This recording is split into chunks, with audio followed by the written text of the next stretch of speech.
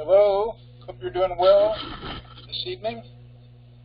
Look forward to our fourth online workshop of February discussing your pitch shot. Tonight, how you practice it, how you ingrain your pitch. So I hope this helps you quite a bit. And we're coming to you again from the beautiful Pebble Beach Golf Club, just like we were, I think, in our last workshop there on the edge of the 17th green, because this is a great green to see a lot of different type pitches. There's the beautiful 18th hole, obviously. And remember, the secret of change is to focus all of your energy, not on fighting the old, but on building the new. Learn what you're doing right is another way I like to say it. And again, what we're talking about tonight is ingraining your pitch, so that assumes that you're practicing, right? That's where you ingrain your pitch, is not during your rounds, during your 4-hour round. It's during your 20-hour non-round outside when you're playing, right? Outside the 4 hours when you're actually playing. So you want to learn what you're doing right. The more you practice, the more you'll learn about what you're doing right. Again, our times together and our times of learning are not correctional so much. They're developmental. We're building something for the future, just like Socrates alluded to. And by improving your knowing here in the winter, in these workshops, it'll help your doing as you get on into the season. Right? So you can know the right golf answers, quote unquote, with much more confidence and certainty for all 5 shots. And here in the next few days, come the 1st of March, you'll really know the right golf answers about your pitch, because that's what we've talked about here in the month of March. And remember, your pitch is using your sander lob wedge, whereas the chip is your 7-iron. And that's the difference in the trajectories. A pitch, when we hit it well, goes high, lands softly, doesn't roll very far, whereas that chip is the one that's like a lofted putt. It flies low and runs on the ground most of the way to get to the hole. So this describes the 4 workshops we've done this February, and we'll do each March or each month here in the winter. So when you talk about hitting it, we're talking about your swing. When you talk about thinking about it, we're talking about your shot. Talking about using it, you're talking about how you use it during your round, and then how to ingrain it is when you're practicing outside your round. And these are the most important 2 or 3 words for each of these 4 crucial time skills. Because again, you don't want the inconsistency of having an 8 and a 7 in an otherwise pretty good round, largely quite often because of your 3 pitch. And this poster is on my wall in the studio that all of you have seen many times. Get that first pitch on the green by virtue of much practice of sweet spot contact from all possible lies. The pitch gets on the green by result of solid contact from many different lies and improving your visualization. So that's what we'll be talking about quite a bit tonight. We're not talking about how to use it or how to hit it or how to ponder it, but we are talking about how to practice those 3 skills outside your round, outside your 4-hour round, the other 20 hours in a day when you don't have to be playing golf. Your swing is how you hit it, your shot is how you think about it, and your round is how you use it at the right point in your round, at the right time in your round. And remember, classical music wants to obey the composer properly. That's success. Where in jazz music, the ability to roll with the punches and kind of go with the flow based on what you're seeing and hearing around you the other band players are doing. So in the pitch, this is where we need this ability the most, because it is the most complicated of the 5 shots. You want to feel like you're being a jazz musician like Louis Armstrong, Satchmo. Because it has the most variables, it requires the most improvisation. Because remember, I don't like to say hard or easy in golf. I like to say more complicated or more simple. And from simple to complex, the putt I feel is the simplest, then the chip, then the drive, then the approach, and then the pitch. Increasingly more variables to deal with to pull off golf success for the pitch compared to the other 4 shots. To attain on the green and perfect, remember, is how we use it. To get on the green and secondarily to see if we can get it the perfect distance. And those are the many, many variables that we deal with when it comes to the pitch. But for these other shots, quite often we don't have to deal with this many different variables. And so, because you have so many, I highly suggest, remember, you do not use many clubs. You use one club because there are already so many variables. Why add another variable of which club to use to make it all the more complicated? And when you practice, therefore, I really want you practicing with one club. So now, that's our introduction for this evening. Now, I want to spend a good amount of time tonight demonstrating how to practice your pitch. Again, contact and carry are the two words I want you to remember when it comes to practicing your pitch. As it says here, you get the pitch on the green by virtue of much solid contact from many different lies. That's talking about your contact, isn't it? And that will affect your carry. And then improving your visualization talks about how you're pondering it, how you're thinking about it, right? So let's talk about contact. Now you can practice your contact, you can ingrain your contact indoors where you have no concern at all for the carry. And you can do this in the winter, you can do it in the summer in the air conditioning with mats and soft practice balls indoors, obviously, right? And so what I'd want you to do is to rate your contact when you're indoors as well as outdoors. But 0 would be like when we started playing golf, when we could barely get it airborne and barely hit it solidly. 5 on our scale, on our continuum, would be we contacted to avoid like Jack Nicklaus or Tiger Woods. So as I said, this can be done indoors. So watch me do that. Watch me do this now with the many different types of softballs I have here. And notice tonight I have 4 or 5 different types of mats.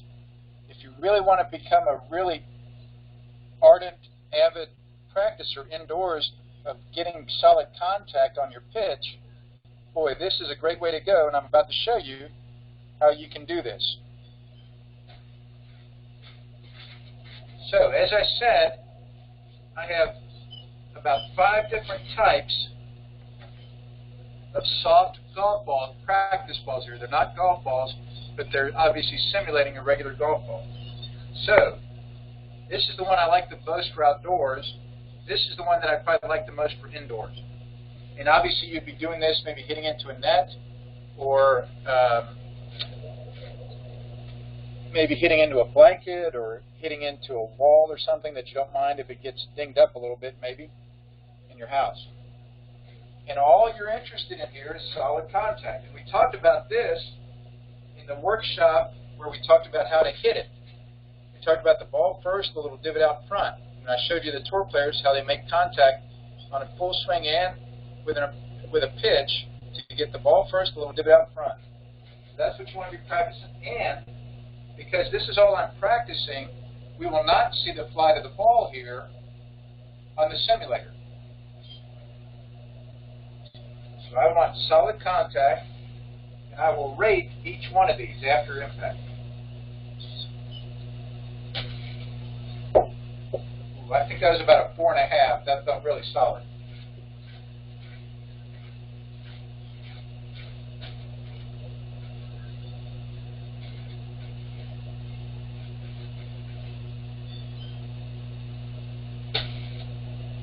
That was a 5. That felt absolutely perfect.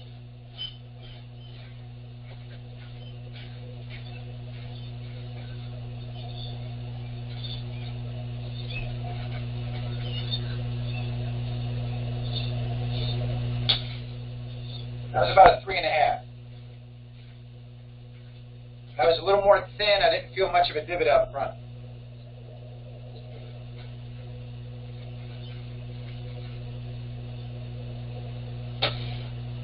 That was just a little bit fat, so I would give that about a 3.5 or a 4. So that's how you would practice your contact indoors with soft practice balls and a mat. Now, one of the best things you can do for that is to make practice swings and kind of rate how you think that would have gone with that practice swing. then go back and hit a ball. When you feel like you're getting some 5 kind of contacts with the practice swings, maybe hit the ball then and get that. This is really heightening your awareness of the feel of contact.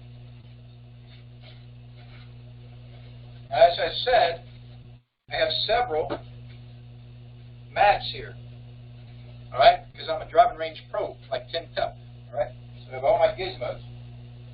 All these 5 different mats that I'm showing here tonight have a different feel and a different type of result in terms of how the ball flies. So now this is a lie, and I'm going to talk to you about this here in a moment. Let me see if I can possibly bring this up here now. Yeah, here we go. That outdoors, right, you can work on the home of the range, but even indoors, if you want to kind of be crazy like me and get different mats, you could actually give yourself, like I just had a perfect fairway lie there a minute ago. This would be the 3rd of my lies there that I've listed, right? That would be the above rough lie.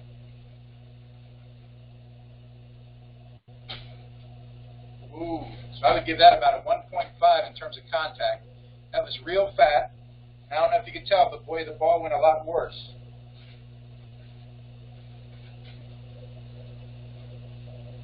So I still have my above rough lie. That was definitely better. That was about a 4 in terms of contact. And now what I can do is give myself that bottom lie there, the below rough lie.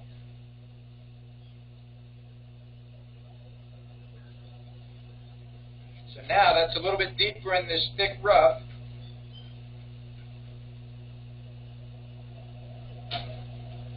And it's still kind of fat. That was about a 3. So, you get the idea there that it's super helpful to simply practice your contact indoors because you have no concern at all for how far it's carrying. But you do want to get really good at feeling the different types of contact with your pitch.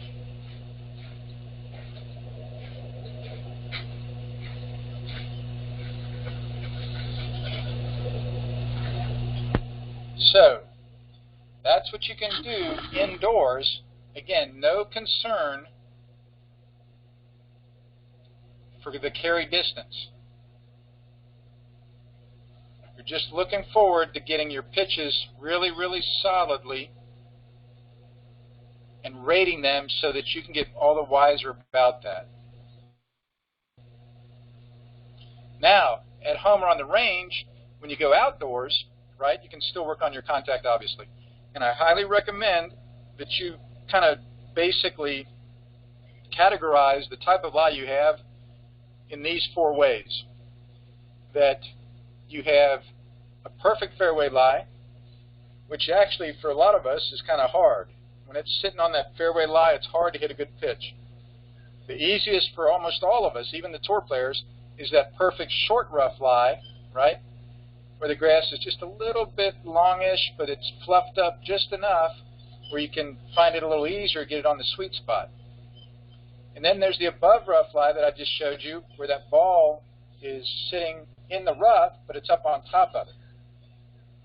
It creates unique challenges. And then there's the below rough lie. We're in the same thick rough, but now the ball has gone down to the bottom of the blades. It's sitting almost on the clay, close down there, nested down in there. So those are the 4 basic lies I feel that will really keep you entertained if you get really interested in how to contact it perfectly, a 5 on our scale from these various lies. Now, I will mention to you that generally speaking, you're going to want to play the ball back in your stance and lean your weight a little more forward the worse the lie gets. Because out of those rough lies, when we hit it fat, it tends to go nowhere, right? And that means we've had a 3 pitch, we didn't get it on the green. So contact is so important on your pitch, as I've said many times, but this helps even more to practice from all these lies. And I'd recommend, usually, many of you know about the 9-ball drill. Maybe hit 9 pitches from a perfect fairway lie. notice how they went, bring them back, find a little short rough lie that's even more conducive to good pitching, hit those 9 and see how they go. Bring them back, and then you find a rough lie where you're sitting on top of the rough, hit 9 balls that way. I found that to be a very effective way to practice your pitch outdoors, either at the home or on the range around the practice green or even out on the course. Now,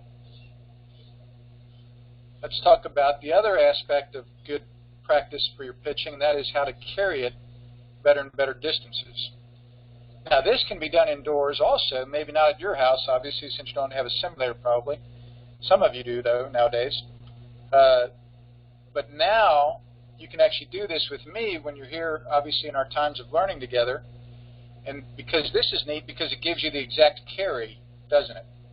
So, as you see, I'm on the 17th, on the edge of the off the edge of the 17th green here, Pebble Beach, and I have 29 yards to the flag stick. So, relative to the green diagram, I'm near the front right of the green, off the edge of the green. I'm pitching back to that back left flag. So, I want to hit this, I'd say, about 20 yards in the air. And it's going to break a little left, it looks like, when it gets on the green, so I'm going to aim a little right of that flag. Right there. So let's see me hit a few pitches here, where now I'm interested in the carry distance.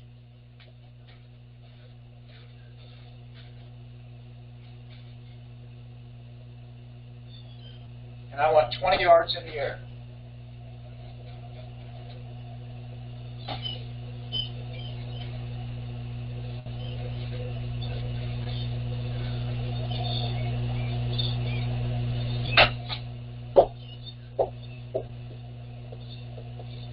That was 20.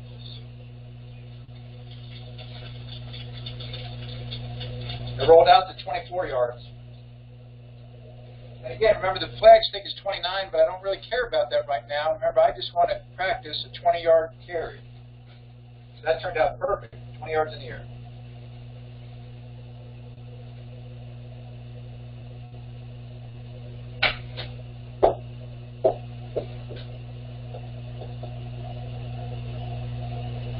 That was 21 yards. The main thing I'm interested in here is the ball first, the little divot out front.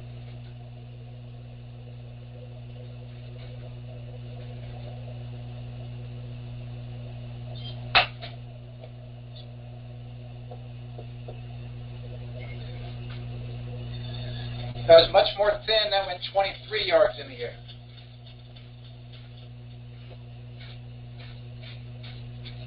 That was about a 3 on the scale of contact.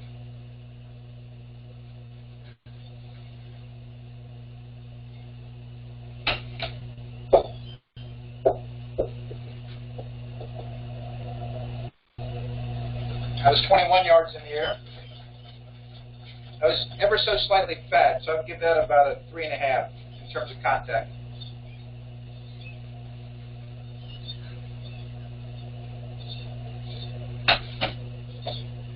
That was a little thin. That was about 3.5 in terms of contact.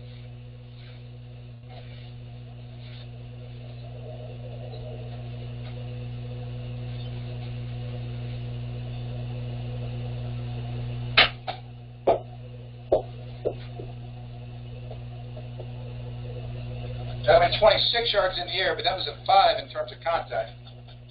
So you get the idea there, that you could do this indoors with me in our times of learning together. And so now I look at my batch. You see they were all up in the air straight, except that one I hit to the right that was real thin. And then I look at my batch, and the carry on each one was 20, 20, 23, 21, 25. So my average is 22. So I just hit 5 pitches there. As we know, they're going to be straight. The challenge is to hit it the perfect distance, right? And all of those were on the green, so I'm happy about that. And just as I was saying, you could work on your contact with different lies. I would highly suggest that when you work on this in your backyard, at home, or on the range, you work on the 4 different lies there, basically. The tight fairway lie, the perfect short rough lie, the above rough lie and the below rough lie. Now, again, you could do this outdoors at home up to a certain distance, right? Just depending on how big your yard is. I actually there's kind of a nice YouTube video on my YouTube channel. You could watch me in my backyard working on my pitching. And again, you can work on this outdoors at home, really trying to feel different distances. Maybe just put out a head cover or a towel or, you know, something out there at 5, 10, 20, 30, 40 yards maybe, depending on how big your yard is. And I also recommend you do this at a range, right? Most of us will feel like we're kind of wasting range balls if we do it at a range, but maybe if you have the a la carte or the buffet plan, you get all the balls you can eat where you hit balls at the range. Find the exact best place to be, or a certain hole, if you know the traffic at your club or at the course you play mostly. Find the hole that lets you do this out on the course and determine exactly how far you're hitting them. Also on the range, find the exact best mat that gives you the best target. Feel free to move to a different mat to get the kind of target you want. It'll really pay huge dividends for you in the long run. Use your shooter, right? A lot of you have the range finders now. You can shoot the distances. Because again, when you're doing this, you're practicing. You're really doing all these above. I'd want you to feel like you're practicing your actual swing, your 2-second swing. But I'd also want you kind of practicing, gee, this is what it looks like as I'm visualizing it during my 30-second pre-swing routine. This is what it looks like now after my swing when it's falling, and I'm evaluating and perceiving how far it really went. And then I'm thinking, boy, this is the kind of spot I would use this during my rounds. Because we know greens are different sizes. It seems like a simple thing to get a pitch on the green, but sometimes we know it isn't always that simple. So here's a great example of a great place to practice, right? If you wanted to practice perfect, simple pitches, right, you would get on this edge of the green and pitch this way, because look, you have about 35 or 40 yards of green to work with. Or you'd get over here where you could pitch this way.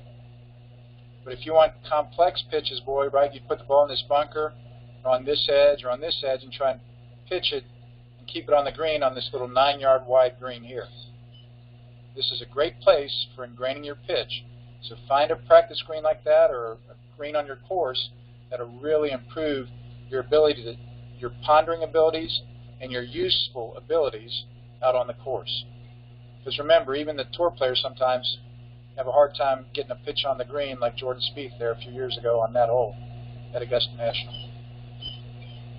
And remember, this we're talking about here is the pitch, not the chip. We're talking about the pitch here, contact and carry. Again, I've shown you this many times. I had 400 pitches last season.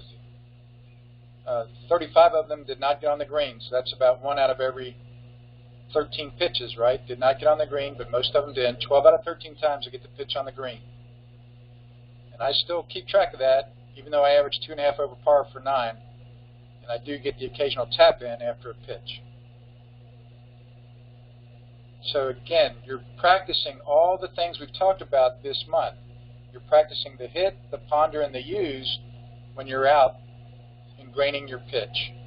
You're predicting what it's going to look like as you visualize before the swing, and then after the swing, you're perceiving and evaluating it in a very effective manner. So that you don't hit it fat, you don't hit it thin, you keep practicing your contact. And you pick that good target because you know some greens are much smaller than others. So obviously, right here, look, it is 16 times harder to hit it on a 10-yard deep green than it is on a 40-yard deep green.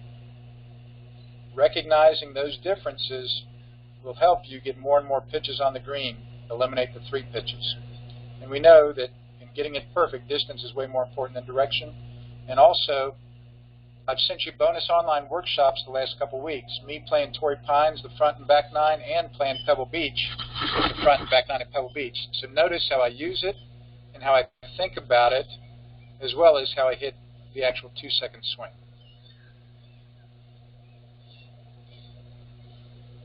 So the 2 words I want you to remember when it comes to practicing: practice your contact, practice your carry.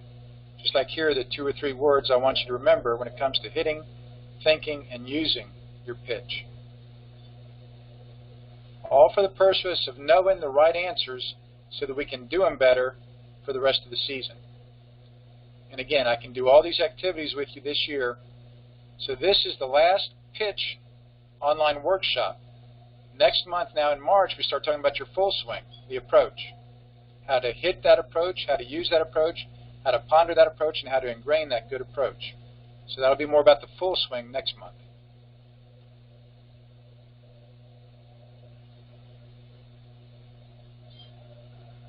So the two words I want you to keep remembering, boy, if you're going to go practice your pitch, really get interested in your contact and your carry distance. Don't worry so much about how it's rolling out. You get good at those two, and that'll kind of dictate how much it's going to roll out for you when you go to use it in your rounds. So there's the ingraining your pitch that we're doing right now. The bonus online workshop, Strokes Gained Stinks. That happens later this week.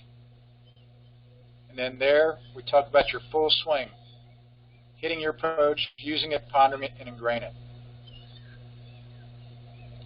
So thanks so much for joining me here from beautiful Pebble Beach on the edge of the 17th green. There's our beautiful view looking Stillwater Cove, Carmel Bay. So thanks very much for joining me. And look forward to the other future workshops on your full swing in March and in April regarding your approach and your drive. Thanks again. Take care.